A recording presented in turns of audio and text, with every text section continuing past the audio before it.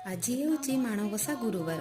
ସକାଳୁ ସକାଳୁ ଉଠି ଝୋଟି ବସାଇ ପୂଜା ସାରିଲା ପରେ ମୁଁ ଆସିଗଲି ରୋଷେଇ ଘରକୁ। ଯେହେତୁ ଆଜି ମାର୍ଗଶିର ମାସ ଗୁରୁବାର, ଅରୁଆ ଭାତ ତ ହବା ନିଶ୍ଚିତ। ଆସ ଫୁଲକୋବି ସାରୁ ଖଟାକୁ କଣ ବାଦ ଦେଇ ପାରିଥାନ୍ତି। ଆଉ ଡେରି ନ କରି କଢାରେ ଅଳ୍ପ ସାଦା ତେଲ ଦେଇ ସାରୁ ଓ ଫୁଲକୋବିକୁ ଲୁଣ ହଳଦୀ ପକାଇ ଭାଜିଦେଲି। ସୋରିଷ ବଟା ବଦଳରେ ମୁଁ କିଛି ବୋଇତାଳୁ ମଞ୍ଜିକୁ ବାଟି ସେଥିରେ ଦେଲି ଓ ତା ସହ କିଛି ତେଜପତ୍ର ଦେଇ ଭଲ ଭାବରେ ଭାଜିଲା ପରେ ସେଥିରେ ଆବଶ୍ୟକ ମୁତାବକ ପାଣି ଢାଳିଦେଲି। ଏହି ଖଟାଟି ଯେତେ ପତଳା ହେବ ଖାଇବାକୁ ସେତେ ଟେଷ୍ଟି ହେବ। ତାପରେ କିଛି ଆମ୍ବୁଲକୁ ମୁଁ ଆଗରୁ ପାଣିରେ ଭିଜାଇ ରଖିଥିଲି, ତାକୁ ଏଥିରେ ପକାଇ ଫୁଟାଇଲି। ଫୁଟାଇଲେ କଣ ହବ ନା ଖଟାଟି ଆମ୍ବୁଲରୁ ବାହାରିଥାଏ। ସେହି କଢାରେ 4-5ଟି ବଡିକୁ ଅଳ୍ପ ତେଲ ଦେଇ ଭାଜି ଆଣିଲି। ଶେଷରେ ଛୁଙ୍କ ଦେବା ପାଇଁ ତେଲରେ ଶୁଖିଲା ଲଙ୍କା, ଗୋଟା ଜିରା, କଳା ଜିରା ଭାଜିଗଲା ପରେ ଖଟାଟିକୁ ଏଥିରେ ଢାଳି ଛୁଙ୍କ ନ ବାହାରିବା ପାଇଁ ସଙ୍ଗେ ସଙ୍ଗେ ଘୋଡାଇ ଦେଲି। ଏବେ ବଡିକୁ ପକାଇ ସ୍ୱାଦ ଅନୁସାରେ ଲୁଣ ଦେଇ ଫୁଟାଇଲା ପରେ ରେଡି ହୋଇଗଲା ଆମର ଖଟା। ଏଇ ଗୁରୁବାରରେ ମୁଁ ଆପଣମାନଙ୍କୁ ଖଟାଟି ବନାଇ ଶିଖାଇଦେଲି। ନେକ୍ସଟ ଗୁରୁବାରରେ ଏହାକୁ ବନାଇ ମତେ କମେଣ୍ଟରେ ଜଣାଇବେ କେମିତି